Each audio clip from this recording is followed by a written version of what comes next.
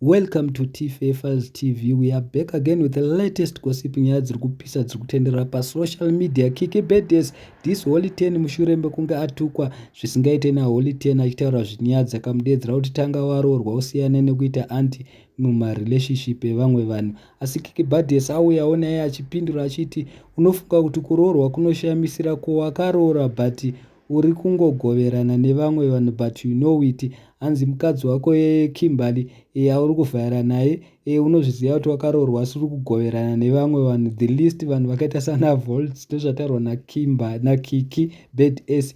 Aenderera mberi Kiki achiti wamborara here, zvabuda musystem, wapedza ndichitangawo kupengereka.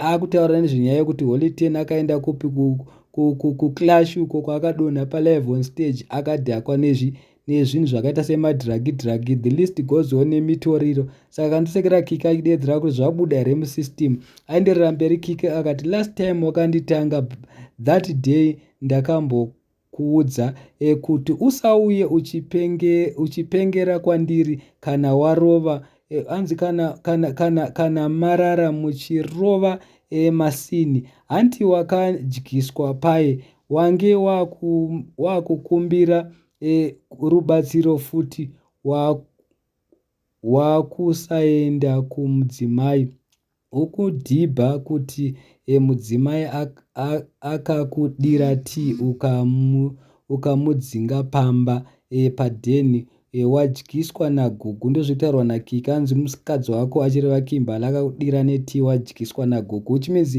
Kiki Birthdays ane information yakawandisa yatisingazivi iri kuvigwa naHoly 10. Pamwe ndo iri kuipa mujaya stress yekuti angosikira akadhakwa. Kiki Birthdays aenderera mberi akati then you apologized. Hanzi yo music uri kuti yangu music haisi popi, ngo yako iri kupopa here, the hype is no longer the same. Kiki aenderera mberi achiti chandibhova ndechekuti wasendera sister yangu mapictures uchivhundutsira nezvenyaya yemwana wangu, manje ndo biggest mistake yawaita, ezvoka wakumhanya mushini. Ndozvitaurwa naKiki ari kudedzera unondivengera kuti ndakatora mapictures with Chelsea munhu akambodana naHoly 10 asi Holy 10 antone mwana naye akatsika akati mwana hasi wake, asi pakazoitwa zvematesti mwana ndewake ende iye ari kutiza ndiwo akafanana naye uyu mumwe uyu wake naKimberly hamene kuti akafanana naye. Hanzi unofunga kuti kuroorwa kunoshamisira iko mhani because iko zvino uri kutoita se uri kugoverana nevamwe vanhu unozviziva.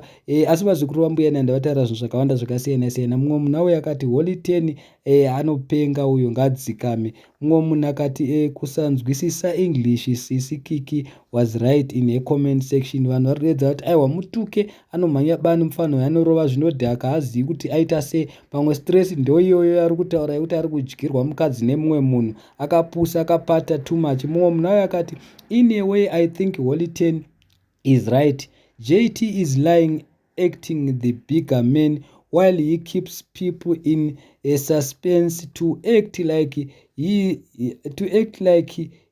got something explosive enough to rip the marriage apart, playing the cover yemunhu akachilla down. Mumwe munhu akati terera story of Mode, Volt said it already, Holy 10 doesn't change, igaro mfana uyo. So guys, handizivi tinoti kudi asi Kiki it seems ane ma11 akawanda aHoly 10 atisingazivi, which explains kuti sei Holy 10 aine dzungu. So handizivi tinoti kudi. Thank you so much, don't forget to subscribe, please comment down below.